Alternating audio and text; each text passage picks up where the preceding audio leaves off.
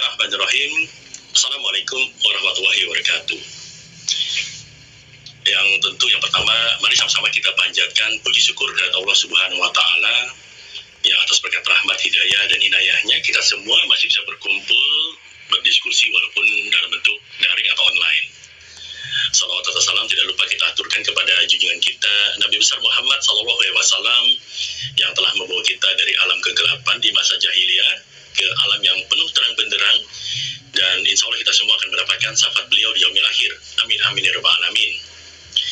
Bapak, Ibu, rekan-rekan tenaga pemasar asuransi syariah dimanapun berada, di kesempatan kali ini kita hadir di webinar yang akan membahas tentang akad, produk, serta pemasaran dalam asuransi syariah yang dibawakan atas penyampaiannya dilakukan oleh Asosiasi Asuransi Syariah Indonesia dalam rangka pemenuhan CPD Bapak dan Ibu sekalian.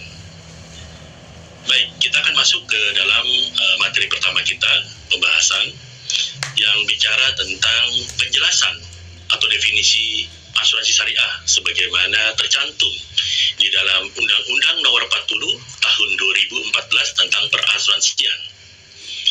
Undang-undang ini juga diperkuat dengan Undang-Undang Nomor 4 Tahun 2023, yaitu tentang pengembangan dan penguatan sektor keuangan atau kita kenal sebagai UU PPSK. Di sini dijelaskan bahwa sebagaimana tertulis, sebagaimana kita lihat di layar, sebenarnya intinya adalah bahwa asuransi syariah merupakan kumpulan dari setidaknya ada dua perjanjian, yaitu perjanjian di antara para peserta yang dengan niat untuk saling tolong-menolong dan saling melindungi dalam bentuk pengumpulan dana tabaru atau dana kebajikan, yang dananya itu nanti bisa digunakan untuk apa? Bisa digunakan untuk membantu peserta lain yang mengalami musibah, mengalami kerugian, kehilangan, ataupun bentuk risiko lain yang diperjanjikan. Nah, penjelasan ini juga bisa untuk bagi asuransi umum syariah maupun untuk asuransi jiwa syariah. Kita lanjut berikutnya, sebagaimana kita juga ketahui bahwa Dewan Syariah Nasional juga sudah mengeluarkan fatwa tentang asuransi syariah, yaitu fatwa nomor 21 di tahun 2001 tentang pedoman umum asuransi syariah. Barangkali kita tidak bisa pungkiri di sekitar kita masih ada yang berpandangan bahwa asuransi syariah belum sesuai dengan kaidah syariah. Namun dengan penjelasan atau penegasan dalam fatwa yang sudah dituangkan oleh Dewan Syariah Nasional yang merupakan kumpulan para ahli di bidang fatwa, tentunya ini merupakan suatu tambahan keyakinan bagi kita semua bahwa sebenarnya ada mekanisme sebagaimana asuransi yang sesuai dengan kaidah syariah. Di sini disebutkan juga bahwa asuransi syariah dengan konsepnya tolong menolong, dengan konsepnya itu berupa hibah atau donasi, ini tujuannya untuk membantu yang kembali tadi sama seperti di undang-undang, itu adalah untuk membantu orang yang mengalami musibah. Nah, akadnya itu sepanjang tidak mengandung unsur-unsur yang diharamkan, yaitu tidak mengandung unsur riba, tidak mengandung unsur maisir, tidak mengandung unsur goror, dan seterusnya, maka insya Allah mekanisme atau skema asuransi syariah itu tentunya dianggap sebagai sesuai dengan kaidah syariah. Ini barangkali merupakan satu hal yang cukup tanda petik wajar ketika terjadi khilafiyah atau perbedaan pendapat atau pandangan. Ya, ini ya anggap aja sebagai suatu rahmat buat kita semua. Jadi kalau bagi yang meyakini ataupun kita sudah meyakini ada skema asuransi yang sudah sesuai kaidah syariah. Kalaupun nanti masih ada yang bertanyakan, ya tentu itu ranahnya sudah masuk ke ranah bagi di Dewan Syariah Nasional, sepanjang itu tadi kita bisa meyakini praktik-praktiknya tidak mengandung unsur-unsur yang diharamkan, dibandingkan dengan praktik-praktik yang jelas-jelas mengandung unsur-unsur yang terlarang tadi. Maka sebenarnya ada solusi bagi masyarakat dari sisi aspek religi. Ini sebenarnya merupakan satu solusi untuk penanganan atau mitigasi risiko. Selanjutnya kita lihat lagi bahwa ada berbagai jenis usaha di perasuransian. Kalau kita lihat di sini ada perusahaan asuransi jiwa, lalu ada perusahaan asuransi syariah, ada perusahaan asuransi umum, ada perusahaan asuransi umum syariah, perusahaan asuransi, dan perusahaan asuransi syariah, dan seterusnya. Ini maka di Undang-Undang 40 tahun 2014 tadi sudah terjadi kesejajaran dan perbedaan antara yang dimaksud dengan asuransi syariah dengan yang dimaksud dengan asuransi. Jadi Bapak Ibu sekalian, mungkin kembali ke tadi, ketika di kalangan masyarakat umum menyatakan bahwa asuransi itu haram, ya mungkin perlu dipertegas kembali apakah yang dimaksud adalah asuransi atau asuransi syariah. Karena di penjelasan undang-undang dengan tegas sudah menyampaikan perbedaan antara asuransi dengan asuransi syariah. Jadi kita lihat banyak sekali jenis usahanya, dan tentunya ada yang sudah dianggap sesuai dengan kaidah syariah dan mungkin ada yang dianggap belum sesuai dengan kaidah syariah. Baik, kita lanjut lagi. Bapak dan Ibu sekalian, rekan-rekan tenaga pemasar asuransi syariah, di sini kita lihat bahwa kalau kita bicara kedudukan syariah di dalam perspektif Islam, Islam ada di paling atas. Ada yang pertama bicara tentang akidah, ada yang bicara tentang syariah, dan ada yang bicara tentang akhlak. Kita akan lebih banyak fokus di syariah, nanti terjun ke muamalah dan seterusnya. Tapi kita coba kupas sedikit tentang akidah. Akidah adalah sebuah keyakinan dasar bagi seorang yang mengaku Islam, seperti misalnya keesaan Allah Subhanahu wa Ta'ala, bahwa Nabi Muhammad adalah Rasul dan juga Rasul penutup, kemudian percaya kepada Al-Quran dan juga kitab-kitab sebelumnya, kemudian percaya kepada hari akhir, dan seterusnya. Kalau saja ada seseorang yang merasa ada keraguan, misalkan ke dalam keesaan Allah Subhanahu wa Ta'ala, maka disebutlah gugurlah akidahnya. Atau misalkan ada orang yang meyakini bahwa setelah Nabi Muhammad SAW masih ada Nabi lagi, nah itulah disebut sebagai gugur akidahnya. Berikutnya kita bicara tentang akhlak. Akhlak adalah merupakan implementasi dari perilaku yang berdasarkan akidah dan tentu juga dengan kaidah syariah. Nah, sekarang kita coba dalami di bab tentang syariah. Di dalam kesyariaan itu sendiri ada dua pembagian besar. Yang pertama adalah bicara tentang muamalah, yang kedua bicara tentang ibadah. Dan kalau sedikit koreksi, barangkali ini garisnya mungkin agak takut ada misleading. Garisnya itu sebenarnya adalah muamalah, keijtihad dan fikih. Kalau ibadah tidak terbantahkan. Ibadah tidak terbantahkan dalam artian bahwa semua aturan dalam ibadah itu clear, jelas. Artinya hanya bisa dilaksanakan, bisa diadakan kalau ada tuntunan langsung dari Nabi Muhammad SAW. Contohnya seperti kalau ibadah, seperti kita sholat, kita saum, kemudian kita pergi haji, kita membayar zakat, dan seterusnya, maka itu semua adalah bagian dari ibadah. Ketika kita mau sholat, ada aturannya. Misalnya sholat subuh, hanya 2 rakaat. Tidak boleh ditambah, tidak boleh dikurang. Tidak boleh habis sholat subuh, sholat lagi. Itu nggak boleh. Nah, jangan mentang-mentang misalnya hari ini kita bicara tentang, atau kita sedang berada di webinar asuransi syariah, lalu paginya tadi wah semangat, saking semangatnya, lalu sholat subuh 4 rakaat. Nah, itu tidak diperkenankan atau tidak boleh. Nah, atau misalnya kita bicara tentang haji. Haji itu adalah Arafah. Jadi kalau ada seseorang yang katakanlah mengaku pergi haji, sudah sampai ke Masjidil Haram, sudah melakukan ziarah ke Masjid Nabawi, atau mungkin pun sampai ke Masjid Aqsa, tetapi pada saat hari Arafah dia tidak ada di Arafah, maka gugurlah hajinya gitu, atau dianggap tidak atau belum haji. Nah, saum juga ada aturannya. Kalau yang wajib di bulan Ramadan, mulai dari 1 Ramadan sampai dengan akhir, itu ada aturannya. Kemudian mau puasa sunnah juga ada aturannya. Mau yang Yaumul Bid 13, 14, 15, mau yang Senin Kamis, itu yang sudah dicontohkan oleh Nabi Muhammad SAW. Atau ada juga satu praktek ibadah yang tidak dilaksanakan oleh Nabi Muhammad, tetapi Nabi Muhammad membenarkannya. Contohnya adalah puasa ala Nabi Daud, yaitu puasa berselang-seling. Hari ini puasa, besok berbuka, besoknya lagi puasa, besoknya lagi berbuka, dan seterusnya. Nabi Muhammad SAW jadi tidak menjalankan itu, tetapi ketika ada sahabat Nabi yang menjalankannya, Nabi Muhammad bahkan menegaskan bahwa itu adalah ibadah saum yang terbaik. Jadi artinya khusus untuk ibadah itu jelas harus ada aturannya, diperbolehkan atau tidak diperbolehkan. Oke. Nah, sekarang kita masuk ke bab atau subbab muamalah. Kalau tadi ibadah itu hukumnya tegas, nah kalau muamalah ini boleh dikatakan lebih fleksibel atau lebih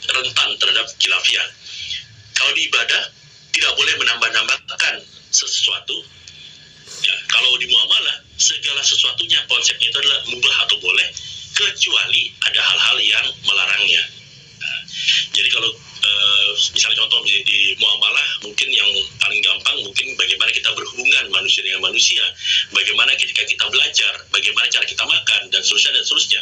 Secara prinsip, kegiatan-kegiatan tersebut diperkenankan. Kita mau makan boleh sepanjang tidak melanggar yang haram. Ya, jadi Islam itu menganjurkan maka itu ada yang halal dan thayyib. Kemudian kalau kita tadi mau belajar sepanjang ilmunya adalah ilmu yang bermanfaat, ilmu yang benar-benar baik, itu diperkenankan. Tetapi kalau kita misalnya belajar ilmunya, misalkan ilmu mencuri, ilmu untuk misalkan ya meracik bom untuk pembunuh massa dan seterusnya, maka itu bukan berarti hal yang diperkenankan. Nah, karena sifatnya yang rentan terhadap khilafiyah, maka di panduan utama kita adalah Al-Quran dan Al-Hadis. Lalu turun menjadi ijma dan kemudian ada ijtihad dari para ulama untuk menyatakan boleh atau tidaknya. Ya mungkin kalau zaman dulu misalkan ya paling gampang tidak ada penggunaan handphone misalnya. Apakah handphone boleh digunakan? Misalkan membaca Al-Quran dari device boleh atau tidak? Apakah harus tetap mushaf dan seterusnya.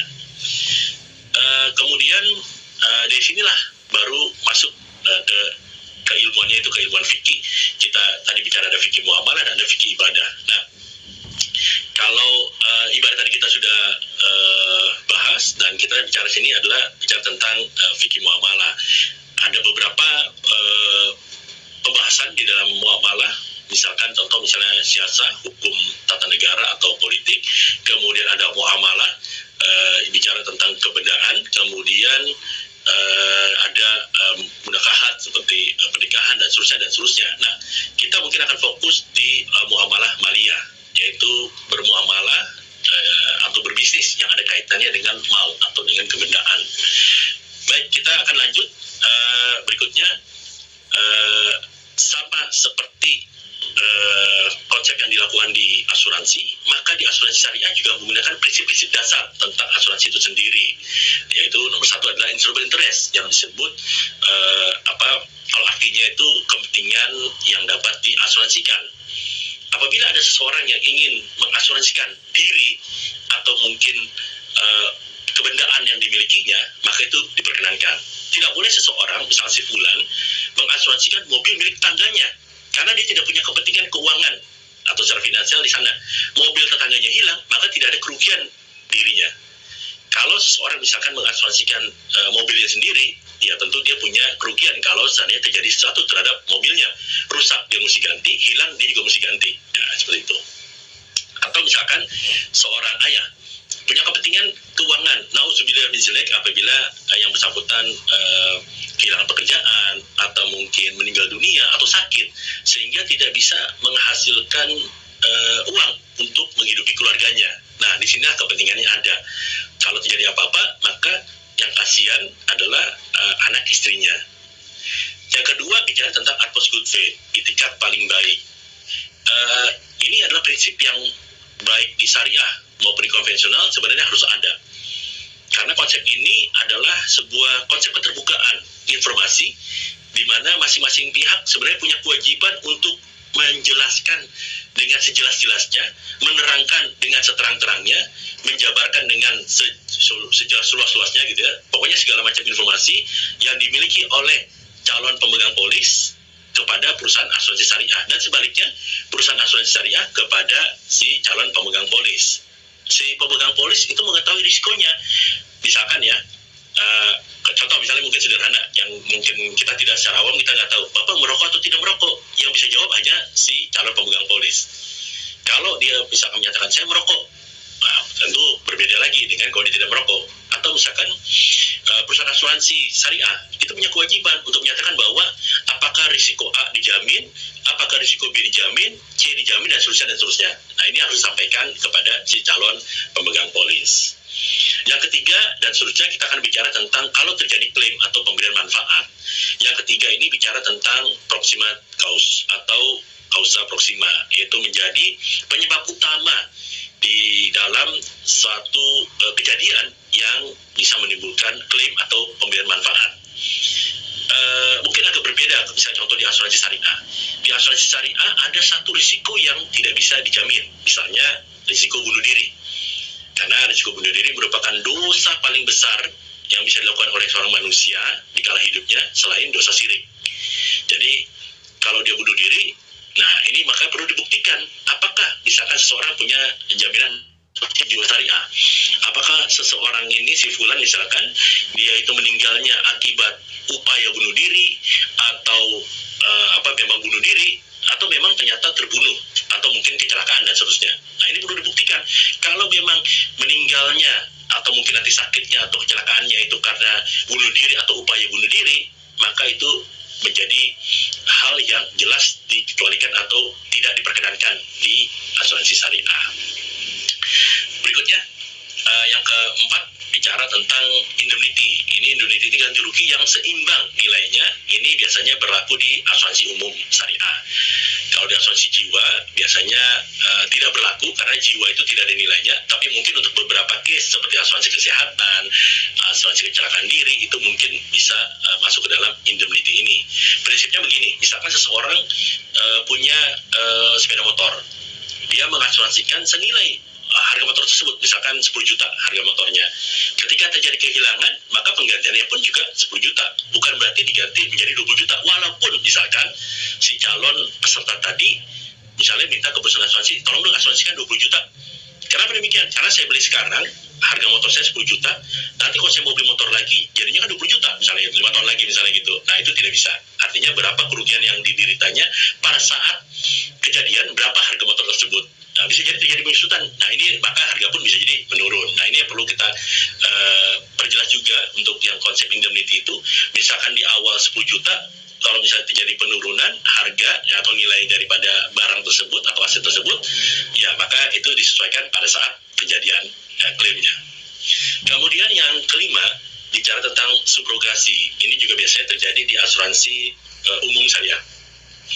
Subrogasi ini misalnya gini, ada seseorang yang menyebabkan kerugian di aset seseorang, misalkan seseorang lah, si fulan menabrak warung. Nah, si pemilik warung ini punya asuransi syariah, misalnya asuransi kebakaran atau properti. Nah, ketika terjadi kerusakan tersebut, maka perusahaan asuransi akan mengganti kepada si pemilik warung. Namun di sisi lain, apabila mau digunakan, perusahaan asuransi punya hak untuk menuntut kepada si pengendara motor tadi, ya, karena sudah menyebabkan kerugian kepada si warung tadi. Nah, itu hak subrogasi yang digunakan. Nah, biasanya ini dipakai untuk kasus-kasus besar seperti misalnya kapal, atau mungkin kalau kita pernah dengar juga misalnya pesawat terbang, kalau misalnya ada yang jatuh, nah itu ada penggantian dari airline yang diganti oleh asuransinya. Kemudian yang keenam, bicara kontribusi. Kontribusi ini berbeda dengan pengertian uang yang dikumpulkan. Ya, ini kontribusi ini adalah apabila ada polis-polis yang berjalan bersamaan. Dan ini juga kembali biasanya berada di asuransi umum syariah. Misalkan tadi ada satu bangunan besar, nilainya sangat besar, sehingga satu perusahaan asuransi syariah tidak cukup untuk mengcover sendiri. Misalkan ada dua polis berjalan di dua perusahaan asuransi yang berbeda, maka apabila terjadi kerugian, maka masing-masing sama-sama ya memberikan kontribusi untuk besaran klaim atau pemberian manfaat kepada si pemilik polis tersebut. Baik, kita lanjut lagi. Kita bicara tentang skema yang ada di asuransi konvensional. Ya, ini kita akan lihat bahwa perjanjian di antara si tertanggung atau pemegang polis di asuransi konvensional adalah 1 lawan 1, yaitu antara misalnya si fulan dengan perusahaan asuransi, satu-satu. Sehingga hubungan antara satu pemegang polis dengan pemegang polis lainnya itu dikatakan tidak ada, secara hukum tidak ada. Jadi kalau terjadi apa-apa, ya hanya berurusan dengan perusahaan asuransi yang dimana dia mendapatkan polisnya dan seterusnya. Nah, disinilah yang nantinya kalau kita bahas itu adalah menjadi catatan bagi jumhur ulama di seluruh dunia, bahwa konsep inilah yang rentan atau terekspos terhadap potensi riba, goror, dan maisir. Nah, kalau kita lihat sekarang yang terjadi di konsep asuransi syariah adalah peserta satu dengan peserta yang lain itu mengadakan perjanjian, ya, bahwa tujuan mereka adalah untuk saling menolong, untuk saling melindungi satu sama lain. Apabila terjadi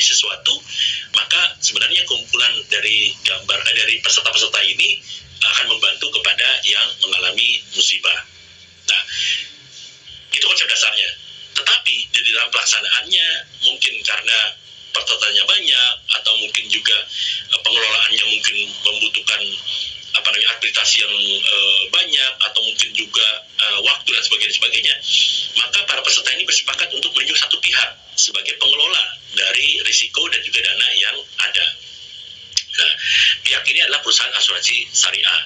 Jadi sebenarnya konsepnya bahwa perusahaan asuransi syariah sebenarnya hanya menerima titipan pengelolaan risiko dan juga pengelolaan dana dari peserta untuk membantu nanti kalau misalnya di antara peserta ini sendiri ada yang mengalami musibah.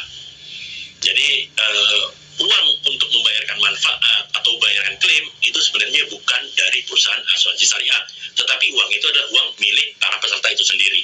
Ya, di sini nanti terjadi perbedaan konsep. Konsep dasarnya adalah bahwa para peserta menghibahkan atau mendonasikan sebagian uangnya, hartanya dikumpulkan ke satu pool of fund, ya, ada suatu dana yang kita sebut sebagai dana tabaru atau dana kebajikan.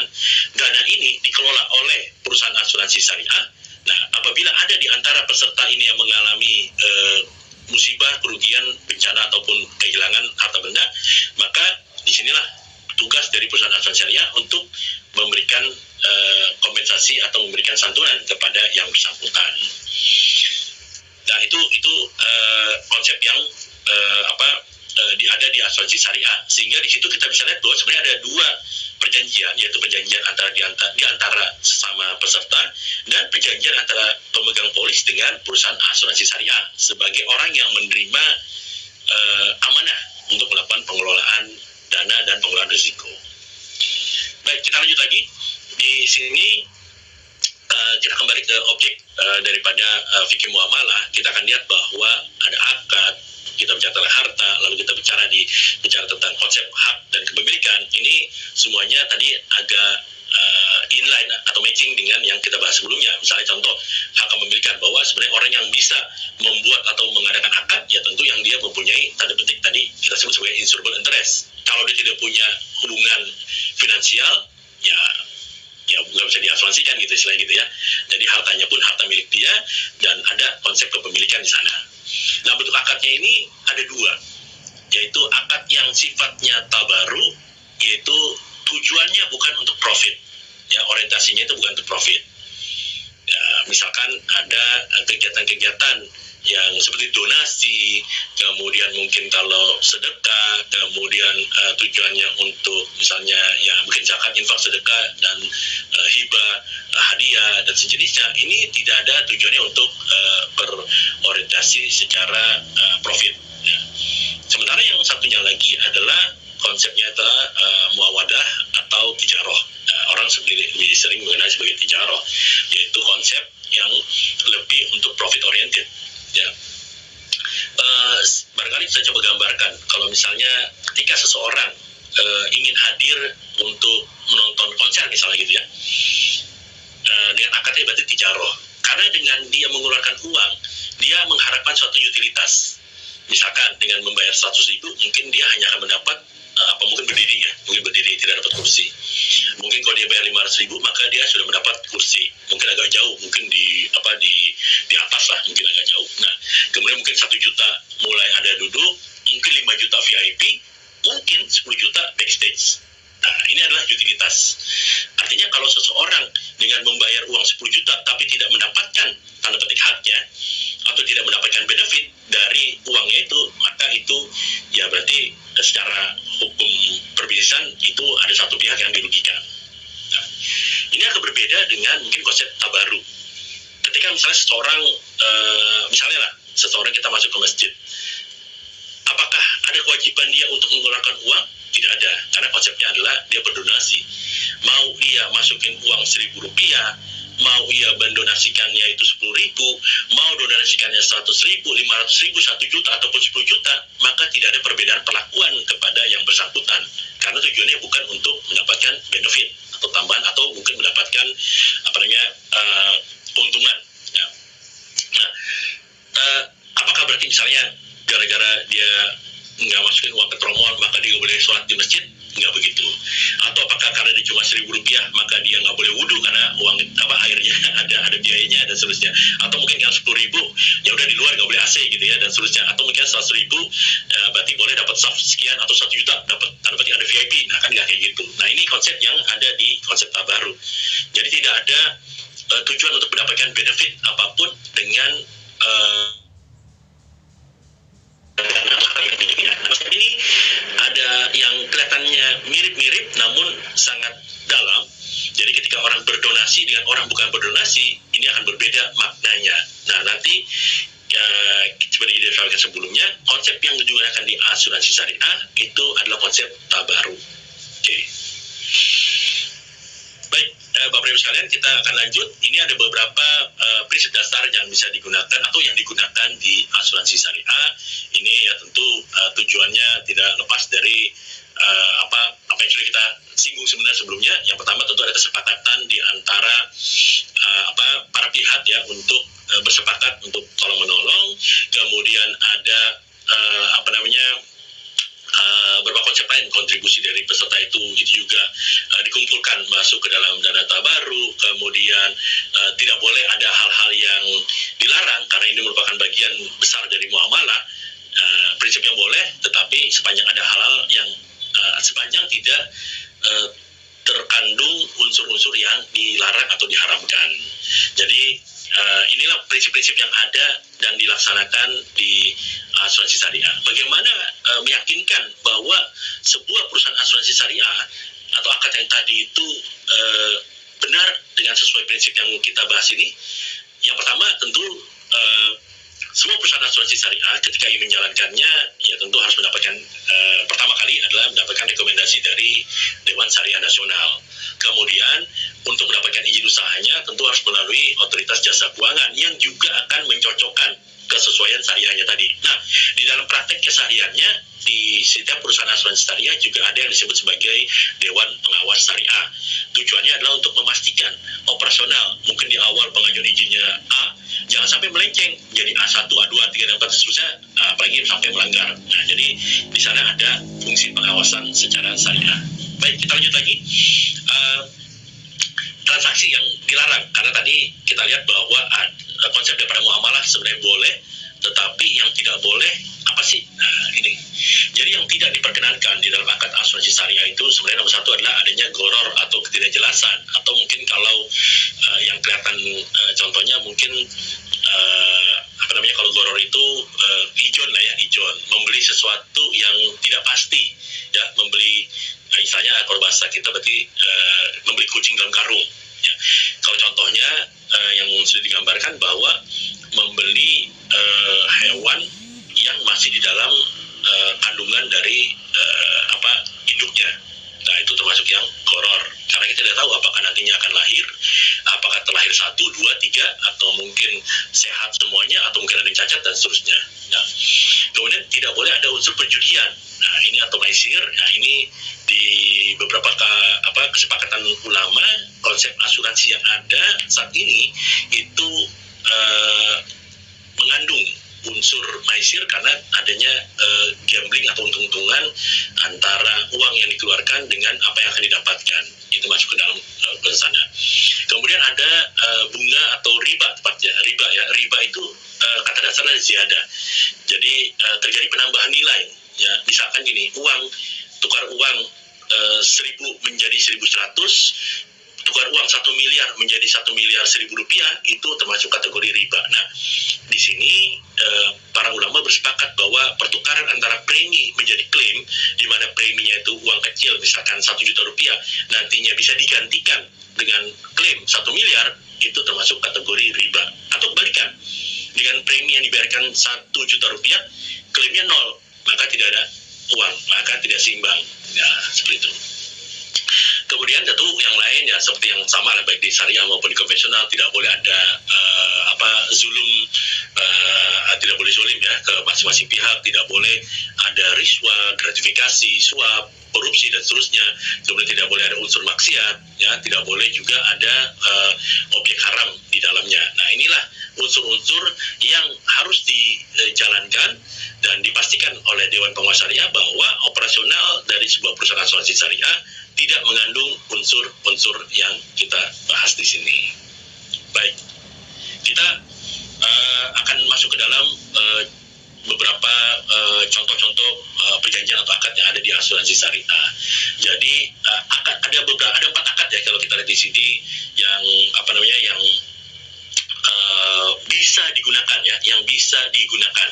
Artinya bukan berarti harus digunakan semuanya. Jadi kalau kita lihat ada akad tabaru itu untuk menggalang dana yang bisa digunakan untuk memberikan jaminan atau kompensasi kepada orang-orang yang mengalami musibah. Ya, konsepnya kembali adalah tabaru atau hibah. Nah, kemudian ada akad tijaroh atau mudarobah. Mudarobah ini bisa digunakan kalau untuk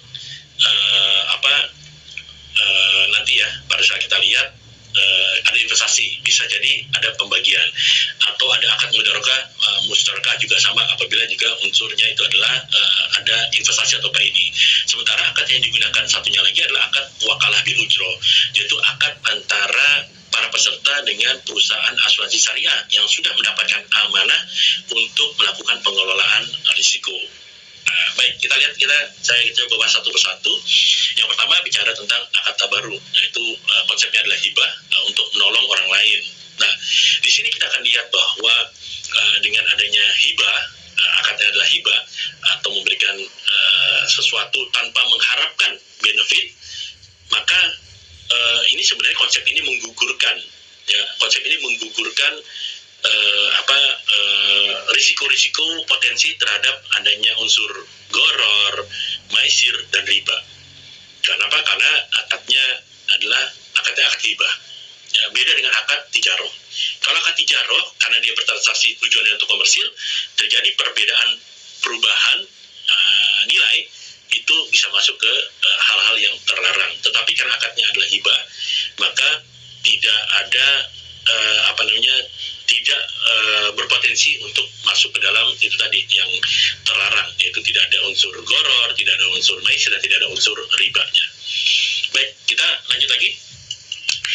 Ini akad tijaroh untuk yang mudarobah, ini lebih ke pengelola itu sebagai sahibul mal ya, sebagai pengelola dana tadi bisa mendapatkan keuntungan apabila ada dana yang dikumpulkan, yang dikelola tersebut menghasilkan katakanlah bagi hasil atau manfaat. Nah, itu untuk si perusahaan asuransi syariahnya. Kita lanjut lagi, ada akad wakalah bil ujro, yaitu akad yang digunakan untuk mengkompensasi ya keringat, upaya, jeripayah yang dilakukan oleh perusahaan asuransi syariah karena sudah mendapatkan amanah untuk mengelola risiko dari para peserta. Jadi kalau misalnya digambarkan, misalkan ketika kita minta tolong kepada seseorang, misalkan ya mohon maaf ya, misalnya Pak UB Pak, saya minta tolong dong Pak, saya minta tolong nih Pak, ini saya punya uang, tolong Bapak beliin sesuatu untuk saya. Nah, nanti Bapak saya upah. Nah, kira-kira seperti itu. Ini kalau untuk yang jual beli ya, contohnya. Tapi konsepnya adalah bahwa ketika menitipkan sesuatu, maka si penerima amanah itu bisa mendapatkan hak berupa ujro. Berikutnya, kalau kita lihat, ada juga untuk produk investasi, yaitu akad mudarabah mustarakah. Bagaimana, ini kita bedakan ya, ada beberapa akad tadi. Jadi ada akad baru yang tidak ada profit oriented, orientasinya tidak berprofit, dan ada akad yang tijaroh, yaitu akad untuk mendapatkan fee atau upah atau uang ataupun mendapatkan hasil, yaitu tadi ada akad mudarabah, ada akad tijaroh, ada akad wakalah bil ujro, dan juga ada akad ini mudarabah mustarakah. Untuk produk investasi, karena dana khususnya dari peserta dipisahkan dari dana untuk tolong menolong tadi, maka dana ini ketika menghasilkan sesuatu pun juga bisa memberikan hasil kepada si penerima amanah dalam hal ini perusahaan asuransi syariah. Jadi dalam investasi bersama bisa saja si perusahaan asuransi syariah juga memasukkan dananya untuk sama-sama mengelola dana tersebut supaya hasilnya lebih maksimal. Baik, selanjutnya kita akan lihat di dalam hal pemasaran asuransi syariah ini ada beberapa konsep. Nah, ini bagi rekan-rekan tenaga pemasar ini tentu menjadi penting karena tentu harusnya ada perbedaan antara pemasaran di asuransi biasa konvensional dengan pemasaran di asuransi syariah. Yang mungkin paling terlihat ya, walaupun sebenarnya konsep dasarnya sama ya, tadi bahwa terjadi disclosure, terjadinya atmos good faith dan seterusnya, namun harus ada prinsip keadilan.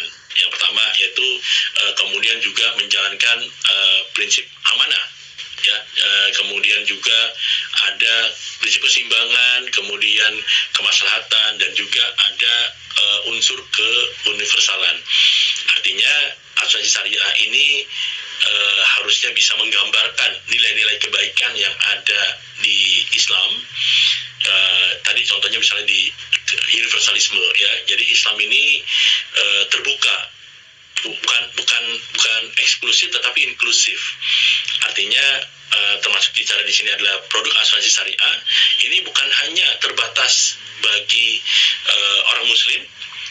Apakah itu tenaga pemasarnya harus muslim? Apakah itu pemegang polisi harus muslim? Nah, itu tidak, itu terbuka. Kenapa? Karena konsep daripada Islam adalah sebagai rahmatan lil alamin. Islam hadir bukan hanya untuk memberikan kebaikan, bukan hanya untuk menjadi rahmat bagi umat Islam saja.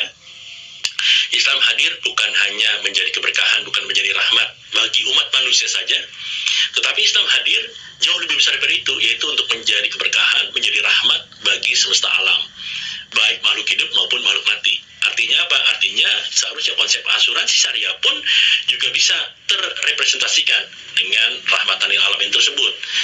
Asuransi syariah harusnya bisa memberikan manfaat bagi seluruh masyarakat, termasuk bagi alam. Jadi kalau konsep ESG, Environment, Social, and Government, itu sebenarnya merupakan konsep daripada rahmatan lil alamin. Dan ini bisa diterapkan, yaitu dari nilai-nilai yang ini tadi kita sebutkan tadi, yaitu keadilan, kemudian ada keseimbangan dan seterusnya. Nah, juga di konsep pemasaran ini yang perlu dipastikan dari rekan-rekan semuanya, menjelaskan adanya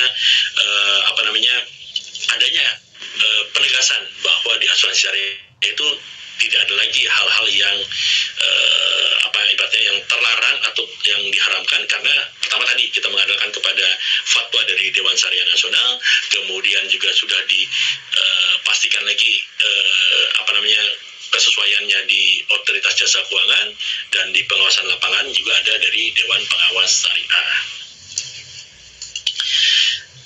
Untuk menggambarkan secara umum, kita akan lihat bahwa ada saat ini ya di ketersediaan produk asuransi jiwa syariah ini ada yang kalau kita bagi-bagi ya berdasarkan pemegang polis, ada yang individu, kemudian ada yang kumpulan. Kalau berdasarkan benefit atau manfaat, ada yang manfaat meninggal dunia, ada yang manfaat investasi, ataupun manfaat jatuh tempo. Kemudian jenis manfaatnya itu ada yang dasar atau standar atau basic, dan juga ada yang menggunakan tambahan atau rider. Kemudian pembayaran manfaatnya ada yang lump sum sekaligus, ada juga yang secara anuitas. Kemudian dari sisi investasi ada yang menggunakan investasi atau unit link, ada yang juga tanpa investasi. Jadi kalau konsep dasar daripada asuransi adalah proteksi, lalu di Indonesia juga banyak populer dengan investasi, sehingga ketika digabung maka disebut sebagai PAID, produk asuransi yang dikaitkan dengan investasi. Masing-masing ini punya akad yang berbeda, jadi jangan dicampur-campurin bahwa kalau misalnya kalau investasi berarti kita dijamin nih, kalau kita rugi maka yang lain juga nanggung. Enggak, beda karena akadnya berbeda. Tapi kalau di konsep tolong-menolongnya tadi untuk proteksi, kalau terjadi apa-apa maka yang lain ikut membantu kepada yang mengalami musibah. Berikutnya kalau kita bicara tentang aturan yang ada, ini bicara PAID, ini ada SNOJK nomor 5 tahun 2022, ya ini memang ada beberapa pengaturan ya yang mungkin akan membuat seakan-akan membuat rekan-rekan itu menjadi lebih sulit, tetapi tujuan utamanya adalah untuk memastikan edukasi dan juga perlindungan konsumen. Jangan sampai konsumen merasa dirugikan, jangan sampai konsumen merasa tertipu, konsumen merasa dibohongi ya. Ini jadi tugas bersama bagi kita untuk juga menjelaskan dengan sejelas-jelasnya, memberikan pengertian yang sebaik-baiknya supaya masyarakat pun juga aware. Kita bedakan yang proteksi dengan investasi ya, jadi seperti itu. Kemudian kita lanjut lagi, kalau kita lihat ada produk asuransi jiwa syariah tadi kita sudah sebut ya, ada individu dan seterusnya. Baik, kita lanjut lagi terus, kita lihat bahwa ini ada beberapa jenisnya. Mungkin rekan-rekan Bapak dan Ibu sekalian juga bisa melihat tayangan di layar. dan jenis manfaat juga, ini masih jenis manfaat. Lanjut lagi masih kita akan lihat ini juga masih bagian daripada asuransi syariah. Dan kalau kita lihat di asuransi umum syariah, karena webinar ini bukan hanya bagi agen asuransi jiwa syariah, tetapi juga tentu ada dari agen asuransi umum syariah. Nah, ini juga ada beberapa produk di asuransi umum syariah yang juga sudah ada di pasar, seperti asuransi kendaraan bermotor, kemudian asuransi kecelakaan diri syariah, dan kebakaran syariah, dan seterusnya dan seterusnya. Nah, untuk yang kumpulan, nah, itu juga ada kendaraan bermotor dan seterusnya. Bahkan juga untuk risiko-risiko yang kompleks seperti rekayasa atau engineering, kemudian ada untuk asuransi pembangunan atau seperti kontraktor ORIS, Ericsson ORIS, dan seterusnya, bahkan Marine Hull untuk rangka kapal juga tersedia. Jadi ini merupakan contoh-contoh beberapa polis baik di asuransi umum syariah maupun di asuransi jiwa syariah yang saat ini tersedia di pasar.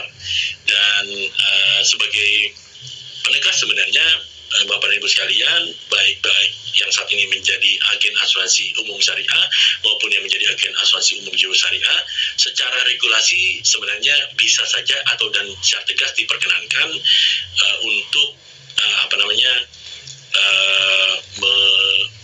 menjadi agen dengan sepanjang berbeda lini usaha. Jadi kalau di peraturannya sebenarnya diperkenankan menjadi agen di satu perusahaan A, B, C, D sepanjang itu adalah lini usaha yang berbeda. Cuma dengan catatan mendapatkan izin atau persetujuan tertulis dari perusahaan sebelumnya. Jadi barangkali itu Bapak dan Ibu sekalian, rekan-rekan tenaga pemasar, mudah-mudahan penyampaian materi kita ini memberikan pencerahan dan memberikan wawasan baru bagi kita semua. Saya akhiri dan saya kembalikan kepada moderator kita. Terima kasih sebelumnya. Assalamualaikum warahmatullahi wabarakatuh. Waalaikumsalam warahmatullahi wabarakatuh. Wah, Masya Allah, terima kasih banyak Pak Erwin atas pemaparan yang sangat luar biasa. Semoga bisa menjadi bermanfaat bagi Bapak Ibu yang hadir pada kegiatan webinar hari ini. Selanjutnya kita akan memasuki sesi tanya jawab. Yang pertanyaannya sudah dikirimkan oleh Bapak Ibu kepada panitia. Namun sebelumnya kami mengingatkan kepada Bapak Ibu untuk mengisi kolom absen yang ada di kolom chat Zoom. Silakan diisi. Kalau misalnya masih belum bisa dicoba beberapa jam setelah kegiatan ini berakhir. Baik Pak Erwin, untuk masuk ke pertanyaan pertama, yaitu apakah ada risiko gagal klaim karena asas tolong-menolong dana dari sesama nasabah? Terima kasih. Baik, oke. Kalau tadi kita lihat yang sudah dipaparkan bahwa ada konsep akad atau perjanjian. Jadi konsep dasar yang pertama kali adalah bahwa semua itu harus sepakat dulu dengan perjanjiannya, isi perjanjiannya. Kalau memang ada suatu kerugian atau penyebab kerugian yang tidak dijamin, ya saya contoh tadi misalnya bunuh diri, maka tidak perlu ada tanda petik yang lain menolong untuk karena itu memang sebenarnya di awal sudah tidak disepakati, tidak dijamin risikonya. Jadi pengertian gagal klaim itu berarti bisa jadi karena memang risikonya tidak dijamin dalam polis, itu yang nomor satu. Dan yang kedua mungkin yang lebih concern adalah apakah mungkin dengan asuransi syariah berarti bisa jadi ini pengelolaannya itu tidak benar atau mungkin tidak mencapai titik tertentu sehingga tidak atau uangnya tidak cukup untuk bayar klaim. Nah, kalau dibilang dari sisi potensi, ya tentu tidak ada yang sempurna di dunia ini. Di satu sisi risikonya tetap ada walaupun lebih minim dibandingkan konsep yang ada di konvensional. Kenapa itu tadi? Jadi gini, dana-dana yang dikumpulkan tadi itu dikelola untuk memastikan bahwa dana itu cukup untuk memberikan kompensasi santunan atau benefit atau klaim kepada orang yang mengalami musibah. Seandainya ini kurang, nah ini seandainya ini kurang, atau kita sebut dana tabarunya misalkan ya, sebagai contoh misalnya dana tabaru misalnya 500, klaimnya ternyata 600. Nah gimana nih? Nah, berarti kan minus. Nah, di konsep atau di Indonesia praktiknya adalah bahwa sebenarnya para pemegang polis ini sudah mendapatkan jaminan dengan adanya perusahaan asuransi syariah untuk memberikan cord atau dana talangan. Jadi perusahaan asuransi syariah punya kewajiban untuk menalangi dulu di kekurangannya, ya, yang 100 tadi. Dengan demikian untuk memastikan bahwa dana yang kurang tadi tetap terbayarkan, ya perusahaan asuransi syariah yang hadir. Nah itu konsep yang tanda petik bisa memberikan solusi bagi tanda petik ya gagal bayar lah kayak gitu. Nah, ke depan nanti mungkin dalam kurun waktu 3 sampai 5 tahun lagi akan beroperasi yang disebut sebagai lembaga penjamin polis. Dengan demikian berarti penjamin atau double cover ya. Kalau konsep ini masih gak sempurna, maka nanti ada lembaga penjamin polis. Jadi artinya di asuransi syariah itu nanti ada penjaminan pertama adalah di dana tabarut itu sendiri ya. Kemudian ada core dari perusahaan asuransi dan nanti insya Allah akan ada lembaga penjamin polis. Jadi insya Allah walaupun tetap risiko tetap ada ya, bukan berarti dengan kita bilang bahwa tidak ada risiko sama sekali, tidak ya, tapi artinya lebih minim, lebih terukur. Tapi Bapak Ibu sekalian, pertama nomor satu tidak perlu khawatir karena begitu dana tabarunya ini mengalami kekurangan untuk membayarkan klaim atau katakanlah dana klaimnya itu 500, ketika ini 500 saja itu pasti dari kacamata OJK ini pasti sudah dapat tukuran pertama. Karena apa? Karena berarti RBC atau risk based capitalnya tidak mencukupi. Nah ini yang menjadi catatan. Nah kalau Bapak dan Ibu sekalian mendapatkan informasi di media bahwa ada yang RBC-nya kurang, nah selama ini asuransi syariah kayaknya belum ada yang dipublikasi untuk itu. Jadi artinya ini salah satu ya lebih memberikan keyakinan assurance kepada calon pemegang polis bahwa sejauh ini sih masih relatif masih aman ya. Karena kalau misalnya sudah kurang pasti ini udah ditegur duluan sama OJK ya, seperti itu sih. Gitu sih Mbak Jihan. Baik. Pertanyaan selanjutnya nih Pak. Ketika tenaga marketing sudah terjadi persetujuan penutupan asuransi dengan peserta melalui media chat, WA atau email, apakah hal tersebut sudah mewakili akad sesuai syariah? Apakah akad asuransi harus disampaikan secara lisan kepada peserta? Mohon pencerahannya Pak Erwin. Baik. Pertama kita pisahkan dulu atau kita perjelas dulu status daripada marketing itu sendiri apa. Apakah marketing itu benar-benar yang mempunyai kuasa dari perusahaan untuk memberikan keputusan? Kalau iya, berarti itu tadi sudah sah. Tapi kalau dia belum atau dia mungkin masih sebagai agen, berarti belum. Apalagi kalau misalnya dia pialang, maka berarti belum juga gitu. Jadi artinya kalau memang kita kembalikan lagi siapa yang dipanggil marketing, karena kalau memang dia benar-benar merepresentasikan daripada pemegang keputusan di perusahaan, maka itu menjadi sah ya, berarti sudah tidak berikatan ya, seperti itu. Tapi kalau dia tidak memiliki kuasa, ya berarti ya belum juga gitu. Nah, apakah ketika seorang pemegang polis itu berkomunikasi dengan agen yang dipresentasikan dengan lisensi agennya dari perusahaan A misalkan, apakah dia bisa dinyatakan otomatis? Belum tentu juga. Kenapa? Karena biasanya agen akan meminta persetujuan ke perusahaan apakah disetujui atau tidak gitu ya. Jadi saya kira yang paling meyakinkan bahwa namanya akad ya, itu nanti setelah benar-benar disetujui dengan adanya tertulis ya, itu dalam bentuk polis atau perjanjian. Walaupun saat ini mungkin ya kan sudah ada yang menggunakan teknologi ya dengan aplikasi, nah itu bisa jadi sudah, karena itu sudah dikelola langsung oleh perusahaan sehingga sudah jadi tanda petiknya otomatis approval. Nah tapi kalau misalnya dengan chat dengan segala macam, itu perlu dipertegas kembali dasar hukumnya, apakah yang di chat itu adalah benar-benar punya kuasa untuk menentukan atau tidak. Nah, itu sih seperti itu. Oke. Baik, dalam asuransi PD, apakah akad yang digunakan antara nasabah dan perusahaan? Oh baik, tadi kita sudah sempat singgung sebenarnya itu akad yang bisa digunakan ya antara pemegang polis dengan perusahaan itu adalah akad mudharabah mustarakah. Jadi sebenarnya ya, pemegang polis ini bersepakat bagi hasil dengan si pengelola. Beda dengan akad tadi tabarut tadi. Kalau dengan perusahaan asuransi untuk tolong menolong atau konsep proteksinya adalah murni hibah, maka ya itu hibah. Baru nanti ada akad wakalah bil ujrah, upah kepada si perusahaan asuransi syariah. Nah, Bapak Ibu sekalian, mungkin yang perlu digambarkan ketika seseorang ikut dalam produk ID, maka ada 3 kategori pembukuannya, ada 3 ya. Yang pertama adalah dana tabaru. Dana tabaru ini digunakan untuk mendorong orang lain ya. Yang kedua adalah wakalah bil ujroh atau ujroh dari perusahaan asuransi syariah karena menerima upah atas pengelolaan dari risiko yang sudah dialihkan. Yang ketiga adalah dana investasi peserta. Nah ini akan investasi peserta inilah yang PAID tadi. Jadi di PAID ini ya sama seperti ketika bertransaksi biasa, ketika kita berinvestasi ya risiko rugi ada, risiko untung ada. Apakah ini menjadi goror? Tidak. Kenapa? Karena instrumennya, kemudian pengawasan dan segala macam juga tetap dengan kaidah-kaidah syariah. Nah, tetapi bedakan, jangan salah kaprah bahwa kalau di sini sudah ada penjaminnya tadi yang kita gambarkan di pertanyaan sebelumnya. Kalau di sini tidak ada jaminan. Kalau untungnya untung, kalau rugi ya rugi, sesuai dengan kondisi pasar ya secara makro gitu ya. Ya kalau misalnya kita lihat misalkan di indeksnya itu misalnya lagi merah, ya berarti semuanya rugi. Nah, ini yang perlu lebih di literate kepada calon pemegang polis, bahwa kalau untuk investasi risiko untung, risiko rugi itu pasti ada. Ya, jadi bedakan dengan yang tadi proteksi, ada jaminannya, yaitu kalau misalnya dana ini kurang, ada lagi ini. Ya, ini yang perlu kita pertegas. Jadi kalau untuk dana investasi peserta atau yang tadi kita bicarakan adalah PID, ya akadnya adalah akad bagi hasil, ya mudharabah. Bisa nggak akad lain? Bisa jadi. Ada yang menggunakan wakalah, boleh aja.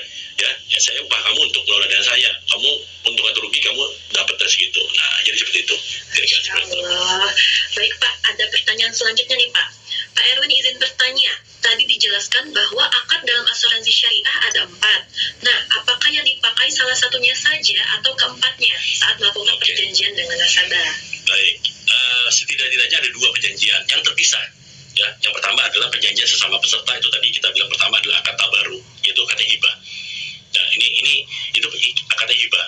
Jadi perjanjian adalah sesama peserta bersepakat dulu, yaitu untuk tolong menolong.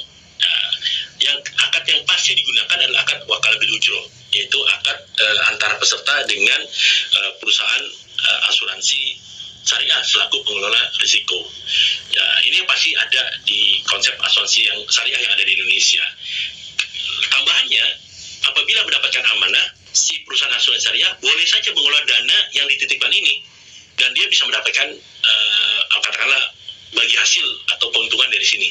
Karena misalkan ya, dari peserta ini uang terkumpul misalnya 1 triliun, dititipkan semua kepada si perusahaan asuransi syariah. Pertama, si perusahaan asuransi syariah mendapatkan upah berapa persentase, misalnya 10%, misalkan aja 10%, maka sudah mendapatkan ya 1 triliun, berarti misalnya 100 miliar misalkan ya. Untuk apa? 100 miliar itu untuk mengelola, untuk nyewa gedung, bayar gaji karyawan, marketing atau iklan, campaign dan sebagainya. Nah, di dana yang terkumpul tadi berarti kan ada 900 miliar sisanya ya yang dititipkan kepada perusahaan asuransi syariah. Diinvestasikan kan nggak mungkin didimin aja, misalnya deposito, reksadana, atau mungkin ada yang beli sukuk dan sebagainya. Nah, kalau diperjanjikan, maka si perusahaan asuransi syariah ini bisa mendapatkan hasil lagi dari pengelolaan dana yang 900 miliar tadi. Oke. Nah, itu ada terjadi di asuransi umum dan juga di asuransi jiwa yang tradisional. Tambahan berikutnya, apabila ada PID, nah maka dipisahkan dari 1 triliun tadi, misalkan dipisah nih, misalkan ya 500 miliar untuk PID, 400 miliar untuk dana tabaru, lalu 100 miliar berarti upah si pengelola tadi ya. Nah, jadi ada tiga pembukuan. Nah, yang 500 miliar sebagai dana PID itu baru menggunakan akad mudharabah musyarakah. Apakah di sini dikelola ada untungnya? Iya, berarti bagi hasil lagi.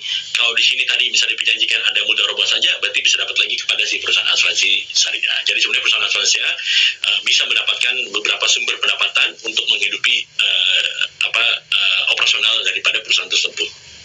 Luar biasa ilmunya. Selanjutnya ya Pak ya, ada waktu ya. Untuk pembagian surplus sharing itu bagaimana ya? Karena nasabah saya sering menanyakan karena sejak awal ikut tidak pernah mendapatkannya. Terima kasih. Baik, nah ini menarik lagi nih. Jadi pertama, karena tadi kita sudah bicara ada beberapa pembukuan, kalau kita bicara di dana tabaru atau dana hibah tadi, itulah ada alokasi surplus. Kalau memang hasilnya lebih, misalkan tadi ya, kita tadi bicara kalau negatifnya, ini misalnya tadi 500, lalu klaimnya 600, ya itu pasti jelas tidak ada surplus, karena ya ada di defisit. Nah, seandainya kebalik, dana tabarunya 500, klaimnya bisa cuma 100, nah sisanya ada 400. Nah, sebelum masuk ke sana, kembalikan kepada Bapak dan Ibu sekalian atau kepada pemegang polis, di polisnya itu perjanjian seperti apa. Surplus underwriting itu sesuai dengan POJK 72 tahun 2016 itu bisa, nomor 1 ya, opsi pertama, seluruhnya yang 400 tadi itu dikembalikan sebagai cadangan dana tabaru, atau opsi kedua, sebagian masuk ke dana tabaru sebagai cadangan atau dibagikan kepada peserta. Nah, atau opsi ketiga, sebagian kepada dana tabaru, sebagian kepada peserta, dan sebagian lagi kepada si pengelola. Jadi dipastikan dulu isi polisnya seperti apa. Saya coba contoh ilustrasi yang pertama. Kalau opsi pertama, seluruhnya itu masuk ke dana peserta, dana tabaruk, maka peserta tidak akan dapat apa-apa. Karena ini semua masuk ke dana tabaruk semua. Ya, saya nggak tahu apakah polis yang digunakan seperti itu. Kalau memang seperti itu, ya bisa jadi ya konsep seperti itu. Atau yang kedua, ketika sebagian masuk ke dana baru dan sebagian masuk ke peserta. Nah, ini kalau memang ini sudah mendapatkan atau misalnya data barunya sehat, seidealnya si peserta harusnya dapat. Nah, atau jangan-jangan ya itu tadi nggak cukup, data barunya itu ya pas-pasan sehingga tidak bisa membagikan kepada si peserta. Nah, ini kembali lagi sebenarnya bisa dilihat di laporan keuangan kesehatan data barunya ada alokasi surplusnya seperti apa. Jadi mungkin sama-sama kita mengedukasi juga pemegang polis jangan sampai merasa dijanjikannya dapat terus ya seperti itu, ya ternyata enggak. Nah, ini dibedakan lagi ya. PID-nya bagaimana? PID itu nggak ada urusan dengan ini, karena itu PID adalah individual, satu lawan satu ya, antara investasi si peserta dengan pengelolaannya oleh perusahaan asuransi syariah. Tidak ada surplus di PID. Jadi seperti itu Mbak Gidan. Baik. Selanjutnya nih Pak, masih ada waktu ya Pak ya, nggak apa-apa ya? Silakan. Ya. Bismillah, izin bertanya. Saya Hendar dari Takaful Keluarga. Bagaimana polis dengan unsur tabungan yang dibiarkan peserta hingga berakhir akadnya? Padahal dananya masih ada. Apakah dananya masuk tabaru atau tetap akan dikembalikan? Oh baik, nah, ini tadi kembali. Masing-masingnya ada kepemilikannya. Kalau tabaru itu menjadi tanda petik dana umat yang mungkin tidak bisa dikembalikan. Tetapi kalau dana investasi ya seperti kita sebut sebagai PID, ya ini tentunya juga bisa harusnya dikembalikan karena uangnya adalah, kalau memang masih ada uangnya berarti uangnya itu milik si pemegang polis atau ahli warisnya. Kalau misalnya ada kendala untuk misalkan misalnya yang bersangkutan sudah meninggal dunia, lalu ya maka sebenarnya si pengelola masih punya kewajiban untuk meneruskan kepada ahli warisnya gitu ya. Kalaupun tidak ya berarti kembali disumbangkan masuk ke kas negara atau mungkin kepada yayasan untuk disalurkan gitu, karena itu yang pasti itu bukan milik si perusahaan gitu aja sih. Tapi masuk ke tabaru itu enggak, karena beda pembukuan seperti itu. Pertanyaan terakhir kali Pak ya. Pak Erwin, mohon bantuan menjawab pertanyaan calon peserta polis unit link. Mengapa ketidakpastian ekonomi atau hasil investasi dalam produk link kok bisa dijual dengan akad asuransi syariah? Apakah tidak mendekati praktek boror atau maisir atau seperti atau Oke, baik. Inilah nanti di awal kita bicarakan. Kita bedakan antara proteksi dengan investasi. Di Indonesia, kedua lini ada dua hal yang berbeda itu digabungkan yang disebut sebagai unit link. Padahal sebenarnya adalah hal yang berbeda. Yang proteksi adalah proteksi, PID atau investasi adalah investasi. Apakah akad disamakan? Tidak, beda. Tadi kita sudah bicara di awal. Jadi akadnya berbeda. Jangan sampai salah kaprah bahwa akadnya itu ini apakah memang ini ada goror dan segala macam. Nah, ini kita bedakan karena investasi maka sepanjang instrumennya itu instrumen syariah, maka sesuai dengan fatwa dari Dewan Syariah Nasional pun juga itu jadi diperkenankan dan insya Allah jadi halal. Jadi kalau misalnya apakah faktor ekonomi berpengaruh? Ya berpengaruh, karena namanya investasi. Ketika ekonomi lagi bagus, ya bisa jadi hasilnya bagus. Ketika ekonomi juga sedang kurang bagus, bisa jadi hasilnya daripada investasi tersebut juga jadi kurang bagus. Jadi kita bedakan bukan berarti pencampuran antara akad-akad, karena tadi kita sudah bahas ada 4 akad yang bisa digunakan. Ya kalau memang PID, maka akadnya juga berbeda lagi. Jadi akadnya adalah langsung antara si peserta dengan si perusahaan asuransi syariah sebagai pengelolanya. Lalu bagaimana